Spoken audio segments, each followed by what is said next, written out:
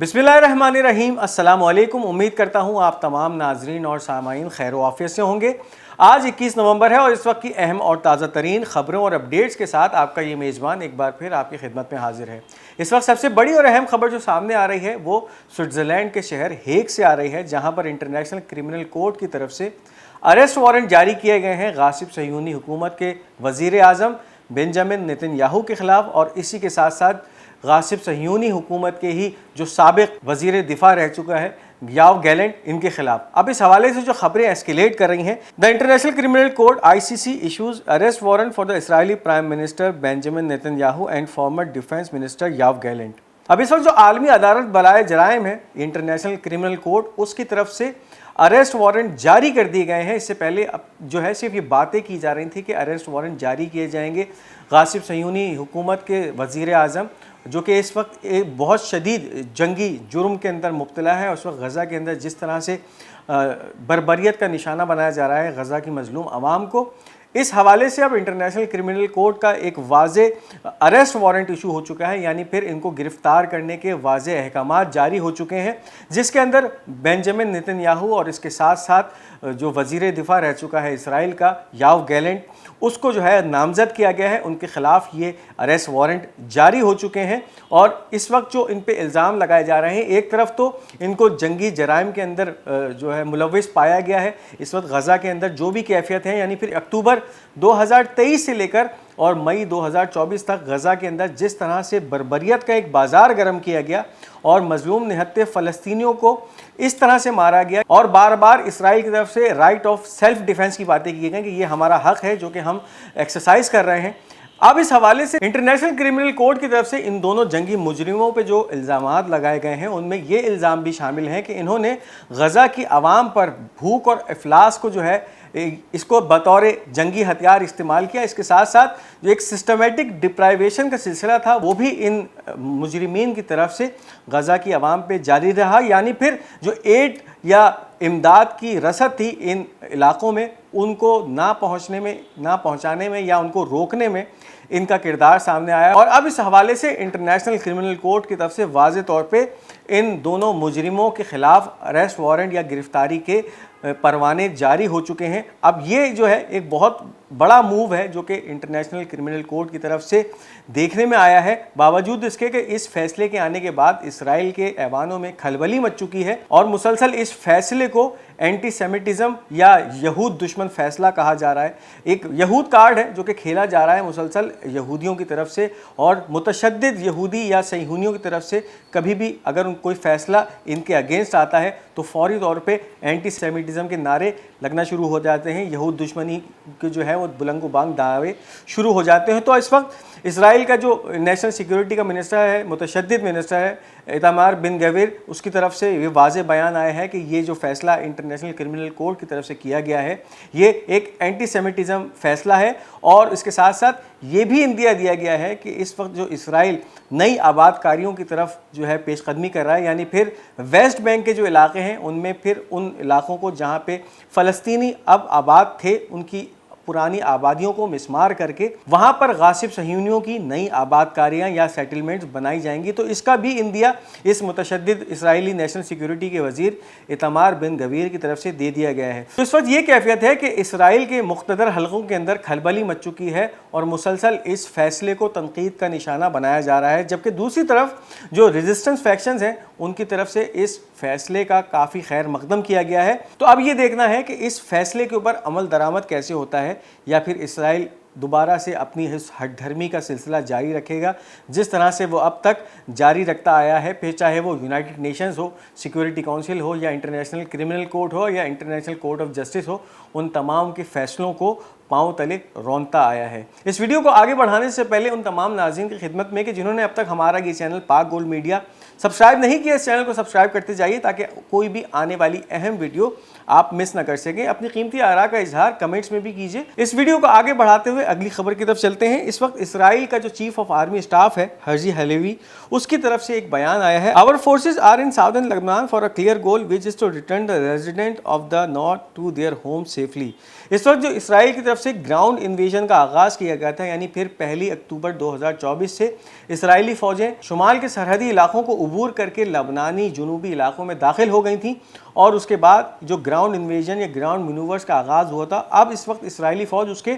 دوسرے حصے میں داخل ہو چکی ہے، اور تقریباً 1 مہینے کی اس شدید لڑائی کے بعد بھی اس وقت اسرائیلی فوج صرف 1 کلومیٹر تک پینیٹریٹ کر چکی تھی، اور ایک سا مقصد یہی تھا کہ اس وقت حزب اللہ کی طرف سے اسرائیل کے جتنے بھی شمالی علاقوں کو جو ہے وہ اس وقت ان پہ قہر نازل کیا ہوا ہے مسلسل اور روزانہ کی بنیاد پر، اور ان پہ راکٹس، میزائلز، ڈرونز داغے جا رہے ہیں۔ حزب اللہ کی اس طاقت کو توڑا جائے اور حزب اللہ کو لاتانی ریور یا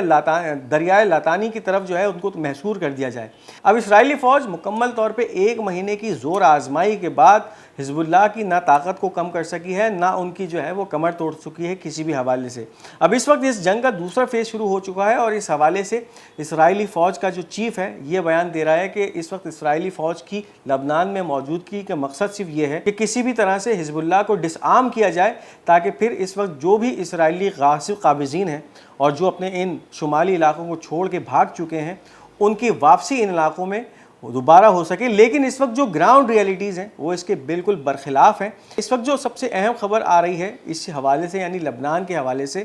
اس وقت ایک اسرائیل کا ریسرچر لبنان میں مارا گیا ہے، اور اس حوالے سے اب خبریں ایسکیلیٹ کر رہی ہیں۔ اسرائیلی آرمی ریسرچر زیو ارلچ 71 killed in targeting of the building south of Lebanon۔ اب اس وقت جنوبی لبنان میں ایک واقعہ پیش آیا ہے جس کے اندر یہ 71 سالہ زیو ارلچ نامی ایک اسرائیلی یا یہودی ریسرچر تھا، وہ مارا گیا ہے حزب اللہ کے حملے میں۔ واقعہ کچھ اس طرح ہے کہ اسرائیلی فوج کی گولانی بریگیڈ کے ساتھ بہت خاموشی سے یہ ریسرچر شمع کے علاقے میں جاتا ہے، اور جہاں پہ حضرت شمون ابن صفا کا مزار ہے، نبی خدا ہیں حضرت شمون ابن صفا، ان کے مزار کے قریب یہ جاتا ہے، اور اس کا مقصد یہ ہوتا ہے کہ وہاں جا کے جو پرانے آثار ہیں ان کو جو ہے ان کو دریافت کرے اور معلوم کرے، اور اس کے بعد کلیم کرے کہ یہ جو جنوبی لبنان کا علاقہ ہے شمع، یہ یہودیوں کی ہی ملکیت ہے یا یہودی علاقہ ہے، ہمارے آباء و اجداد نے اس کو آباد کیا تھا۔ اس حوالے سے یہ ریسرچ کرنے پہنچتا ہے، اور پچھلے 1 ہفتے سے اس علاقے میں شمع کا جو علاقہ ہے حزب اللہ اور اس کے ساتھ ساتھ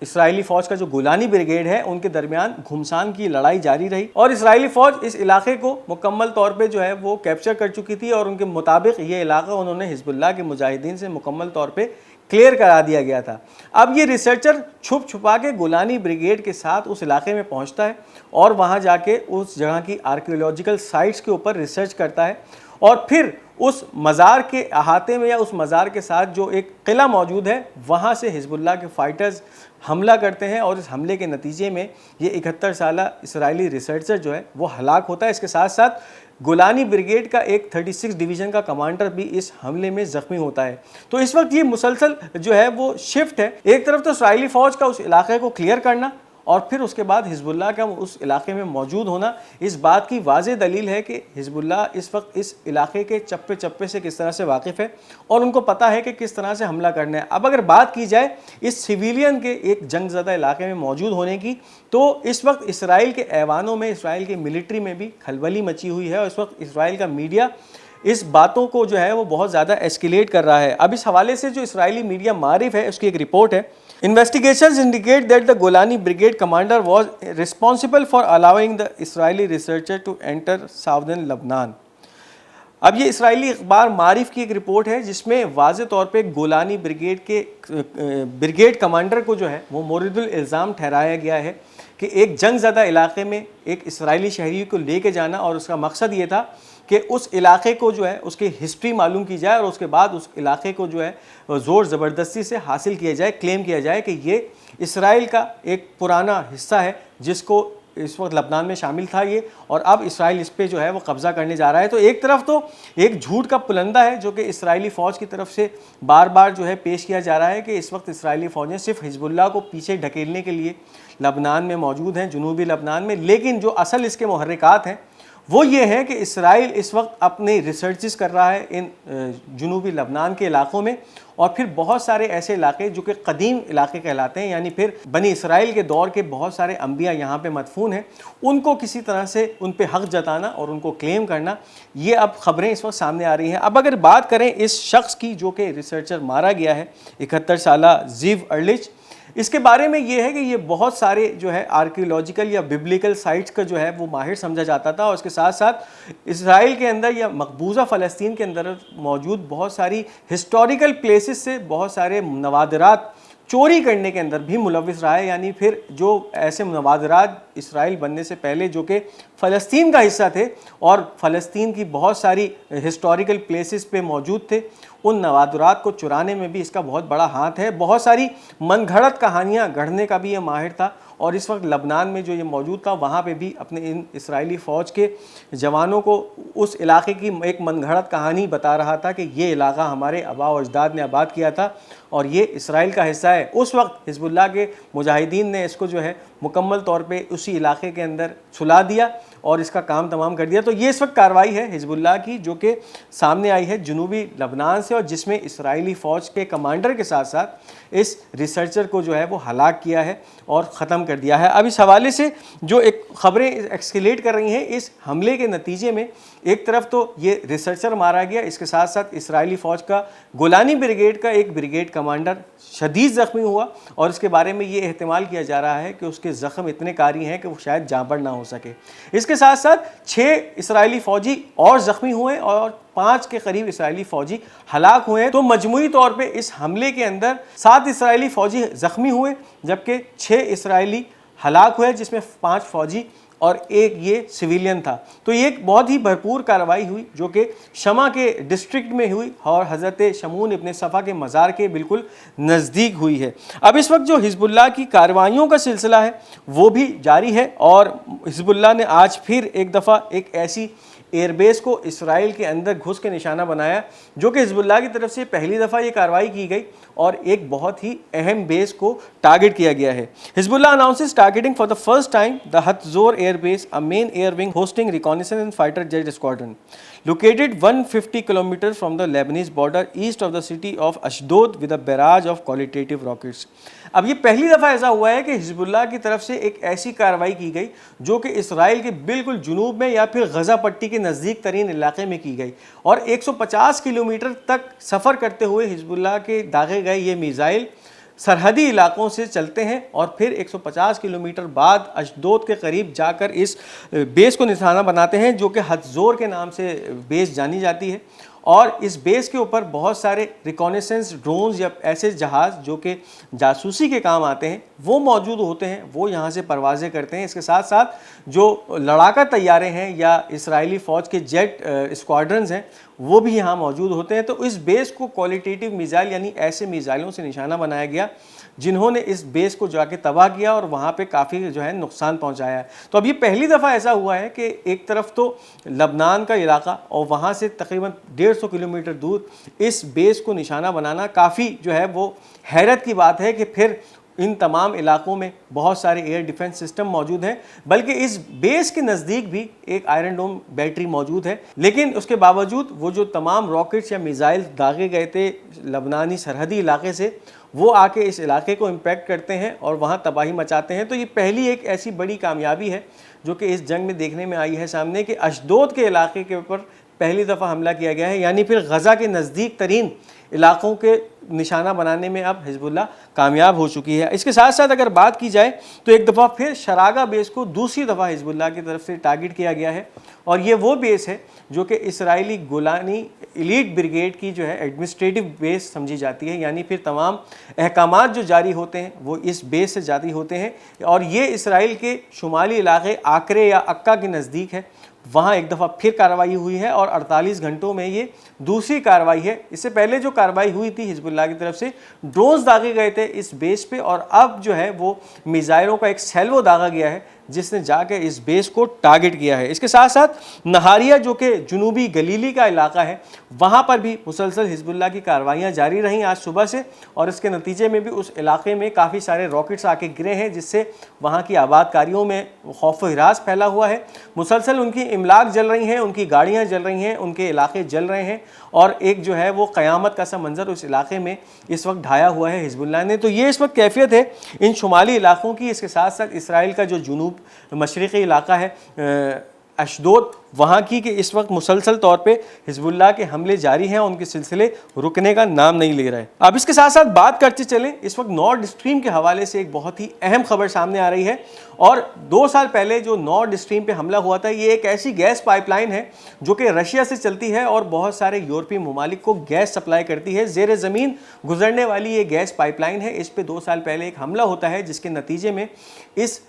گیس پائپ لائن کو سمندر کے اندر تباہ کر دیا جاتا ہے۔ بہت سارے پھر مفروضے ہوتے ہیں کہ اس ملک نے حملہ کیا ہے، اس ملک نے حملہ کیا ہے، لیکن واضح طور پہ کسی ملک کی طرف سے یہ قبول نہیں کیا جاتا، نہ بتایا جاتا ہے کہ یہ حملہ یا یہ کارروائی ہماری طرف سے کی گئی ہے۔ اب واضح طور پہ جو ہے ایک خبر سامنے آ رہی ہے جس میں اس نارڈ اسٹریم کو تباہ کرنے کی جو ہے وہ خبریں آ رہی ہیں کہ کس ملک کی طرف سے یہ تباہ کی گئی ہے۔ Ukraine blew up Nord Stream pipeline. Additionally, the Ukrainian authorities had planned to blow up the Turk Stream pipeline but failed in their attempt. Volodymyr اسپائجل، اب یہ وولڈمیر اسپائجل نامی ایک جو ہے وہ جرمن جریدہ ہے، اس کی طرف سے یہ خبر بریک کی جا رہی ہے کہ جس میں یہ بتایا جا رہا ہے کہ 2 سال پہلے نارڈ اسٹریم کے اوپر جو حملہ کیا گیا تھا زیر سمندر اور اس پائپ لائن کو دھماکے سے اڑایا گیا تھا اور اس کے ٹریسز نہیں ملے تھے، اس کے اندر اب واضح طور پہ یوکرین کی انوالومنٹ یا یوکرین کے ملوث ہونے کے شواہد ملے ہیں، اور اس کے ساتھ ساتھ یہ بھی بتایا جا رہا ہے کہ جو ایک ترک اسٹریم نامی پائپ لائن تھی جو کہ ترکی تک گیس کی پائپ سپلائی کرتی ہے، اس کو بھی تباہ کرنے کی کوشش کی گئی تھی یوکرینین اتھارٹیز کی طرف سے، لیکن وہ اس حملے میں یا اس ترک اسٹریم پائپ لائن ہے اس کو تباہ کرنے میں جو ہے وہ ناکام رہے۔ تو اب یہ واضح ہو چکا ہے کہ یہ جو حملہ کیا گیا تھا اس گیس پائپ لائن پہ، اس میں یوکرین انوالو تھا، اور اس کا مقصد یہی تھا کہ کسی بھی طرح سے رشیا کو نقصان پہنچایا جائے، کیونکہ پھر یہ جو pipe line Russian pipe line تھی، رشین گیس پائپ لائن، اس سے جو بھی ریونیو حاصل ہوتا ہے وہ رشیا کو حاصل ہوتا ہے، اور پھر اس کو سبوتاژ کرنے کا مقصد یہ تھا کہ رشیا کو کسی بھی طرح سے کوئی فائدہ نہ پہنچے۔ تو اب یہ اس وقت خبریں ایسکیلیٹ ہو چکی ہیں اور واضح ہو چکی ہیں کہ نارڈ اسٹریم کو تباہ کرنے میں یوکرین ملوث تھا۔ اب اگر رشیا اور یوکرین کے معاملے پہ بات کرتے چلیں تو کل رات رشیا کی طرف سے یوکرین کے انڈسٹریل کمپلیکسز کے اوپر ایسے میزائل یا ایسے انٹر کانٹیننٹل بیلسٹک میزائلز داغے گئے کہ جو کہ ایکسپلوزیو وار ہیڈ کے بجائے ڈیکوئے وار ہیڈ موجود تھے، یعنی ان پہ ایسے وار ہیڈز لگے ہوئے تھے جو کہ دھماکہ خیز مواد کے ساتھ تو نہیں تھے، لیکن وہ ایسے وار ہیڈز کے ساتھ تھے کہ جو کہ کلسٹر وار ہیڈز کہلاتے ہیں، یعنی ایک میزائل کے ساتھ 6 وار ہیڈز لگے تھے، اور انہوں نے جا کر پھر اس انڈسٹریل علاقے پہ جو ہے وہ حملہ کیا اور وہاں تباہی مچائی۔ یہ تباہی جو ہے وہ دھماکہ خیز مواد سے تو مچائی جانے والی تباہی نہیں تھی، لیکن اس حملے کے نتیجے میں ایک طرف تو جو رشیا کے intercontinental ballistic missile Yars نامی ہیں ان کی افادیت کا پتہ چل گیا، اور دوسری طرف یوکرین کو رشیا نے اپنے ان میزائلوں کا ٹیسٹنگ گراؤنڈ بنا لیا۔ تو اب اس حوالے سے خبریں جو ہیں وہ بہت زیادہ ایسکیلیٹ کر رہی ہیں، اور اس وقت یورپ کا جو منافقانہ رویہ ہے وہ بھی سامنے آ رہا ہے۔ U K prime minister Starmer spokesperson reports of ICBM launch by Russia are deeply concerning if true would be another example of reckless behavior by Russia. اب یہ رائٹرز جو ہے وہ اس خبر کو کلیم کر رہا ہے کہ برطانوی وزیر اعظم کے اسپوکس پرسن کی طرف سے یا ترجمان کی طرف سے یہ بیان دیا گیا ہے کہ اگر رشیا کی طرف سے جو انٹر کانٹیننٹل بیلسٹک میزائل کل رات داغے گئے ہیں یوکرین کے اوپر، یہ جو ہے رشیا کا ایک بڑا ریکلیس بیہیویئر ثابت کرتے ہیں، اور یہ غیر سنجیدہ عمل ہے جو کہ رشیا کی طرف سے کیا گیا ہے۔ اب آپ اندازہ لگائیے کہ اس وقت جو یورپین ہائپوکریسی یا منافقت ہے وہ کس درجے کی ہے کہ اگر یوکرین حملہ کرتا ہے رشیا پر ایسے بیلسٹک میزائلوں سے جو کہ ویسٹرن ممالک کی طرف سے فراہم کیے گئے ہیں، اور پھر رشیا کے دور افتادہ علاقوں کو جو ہے ڈیپ انسائڈ پینیٹریٹ کر کے نشانہ بناتا ہے، تو وہ تو ٹھیک ہے، لیکن اگر رشیا کی طرف سے یوکرین کے اوپر جو ہے وہ ICBM داغے جاتے ہیں تو پھر جو ہے یہ غیر جانبدارانہ یا غیر منصفانہ عمل ہے جو کہ رشیا کر رہا ہے۔ تو یہ وہ اس وقت منافقت ہے جو کہ ویسٹ کی سامنے آ رہی ہے کہ ہم جو کریں وہ ٹھیک ہے، لیکن اگر دوسرا کرے تو وہ جرم بن جاتا ہے۔ یہ تھی اس وقت کی اہم اپڈیٹس۔ امید کرتے ہیں آپ کو یہ خبر نامہ پسند آیا ہوگا۔ اپنی قیمتی آراء کا اظہار کمنٹس میں ضرور کیجیے گا، اس ویڈیو کو لائک اور شیئر کرنا مت بھولیے گا، اور ہمارا یہ چینل پاک گولڈ میڈیا اس کو ضرور سبسکرائب کرتے جائیے گا۔ انشاءاللہ بہت جلد آپ سے ایک دوسری ویڈیو میں ملاقات کریں گے، تب تک اپنا بہت بہت خیال رکھیے گا۔ تب تک کے لیے مجھے اجازت دیجیے۔ خدا حافظ و ناصر۔